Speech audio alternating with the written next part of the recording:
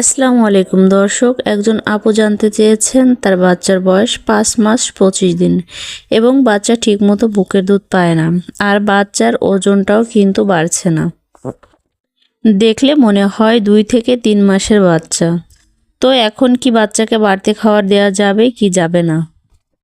তো প্রথমত, যেহেতু বাচ্চার ওজন বাড়ছে না, তো সেই ক্ষেত্রে আমাদের একটা জিনিস খেয়াল রাখতে হবে যে বাচ্চার জন্মের সময় যে ওজন ছিল 5 মাস বয়সে এসে তার ওজনটা হবে ডাবল। তো এরপরের বিষয়টা হলো যে বাচ্চার কিন্তু ঠিকমতো বুকের দুধ পাচ্ছে না। সো আপনি কি বাচ্চাকে এখন বাড়তি খাবার শুরু করতে পারবেন কি পারবেন না?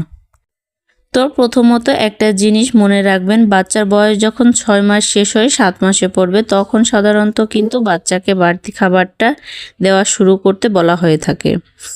বাট এর আগে যদি কেউ শুরু করতে চায় সেই ক্ষেত্রে মাস্ট আমাদেরকে মনে রাখতে হবে ডক্টরের পরামর্শ মতো শুরু করতে হবে। মানে বাচ্চার মধ্যে সলিডের যত লক্ষণ রয়েছে সেগুলো কিন্তু থাকতে হবে। দেন সেইগুলো লক্ষণ দেখা যায় তাহলে আপনি চাইলে কিন্তু আপনার বাচ্চাকে বাড়তি খাবারটা শুরু করতে পারেন। আর বাচ্চা যেহেতু ঠিকমতো বুকের দুধ পাচ্ছে না, তো সেই ক্ষেত্রে আপনি চাইলে কিন্তু বাচ্চাকে ফর্মুলা দুধটা শুরু করতে পারবেন। এরপরে কিন্তু বাচ্চার আর বাড়তি কোনো আলাদা কোনো খাবারের প্রয়োজন পড়বে না। এবং এর পাশাপাশি কিন্তু বাচ্চা অবশ্যই মায়ের বুকের দুধটা খেতে থাকবে। আর একটা বিষয় অবশ্যই মাথায় রাখবেন যে অনেক মাই মনে করেন ফর্মুলা দুধটা খাওয়ালে বাচ্চাদের ওজনটা বেশ ভালো বাড়বে বা বাচ্চাকে আরও বেশি হেলদি দেখায়।